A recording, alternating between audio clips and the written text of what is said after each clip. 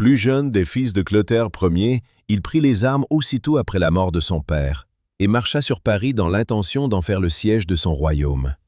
Sa conduite d'alors vint à l'appui de ce qui est dit sur Clotaire Ier, sur les raisons politiques qui décidèrent le partage des États du roi mort entre ses enfants, puisque ce partage se serait fait nécessairement les armes à la main, si les lois n'avaient pris soin de le régler. Les princes de cette époque n'ayant et ne pouvant avoir d'autre destination que celle d'être chefs des hommes armés, c'est-à-dire des Francs, qui formaient encore une nation séparée des Gaulois. Les trois frères de Chilpéric se réunirent pour le contraindre à quitter Paris et à s'en rapporter au sort qui lui donna le royaume de Soissons, l'an 561. Un an après ce partage, tandis que son frère Sigebert était occupé à repousser les Abares, Chilpéric envahit ses États et lui enleva la ville de Reims. 2 ans plus tard, Sigebert se vengea de cette invasion, et non seulement il reprit les villes qui lui avaient été enlevées, mais il s'empara encore de Soissons, qu'il eut la générosité de rendre à Chilpéric. Celui-ci, oubliant ce bienfait, lui fit encore la guerre en 573 et 575, jusqu'à ce que, se trouvant assiégé dans Tournai et réduit à l'extrémité, il n'échappa à ce danger que par l'assassinat du malheureux Sigebert, ordonné par Frédégonde. Chilpéric eut aussi plusieurs démêlés avec Gontran, et ce fut en vain que des hommes sages ménagèrent une conférence qui eut lieu à Troyes, et dans laquelle les trois monarques, se touchant la main, promirent solennellement de rester unis. Mais cette promesse fut presque aussitôt violée, et la destinée des trois frères fut d'avoir toujours l'un contre l'autre les armes à la main. La première femme de Chilpéric se nommait Andonère.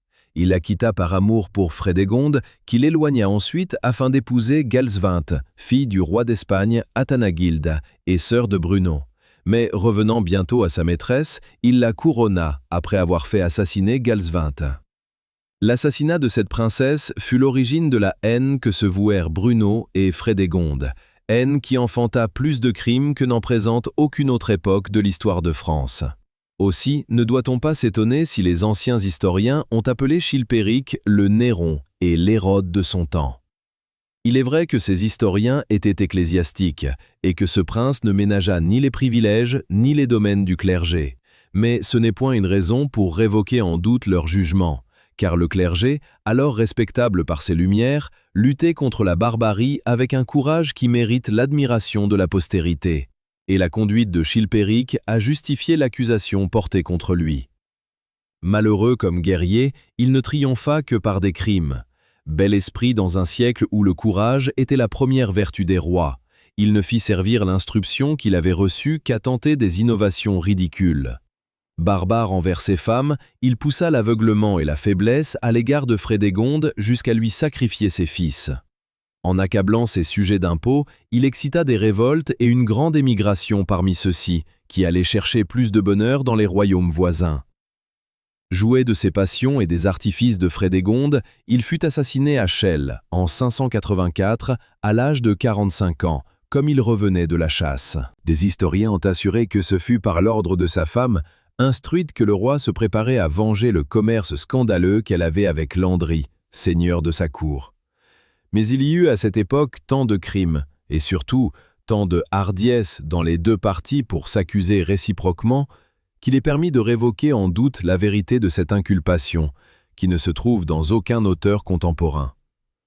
Frédégonde, loin de fuir, eut l'inconcevable bonheur de se faire accorder la tutelle du seul fils qui resta à Chilpéric de tant de fils qu'il avait eus de différentes femmes.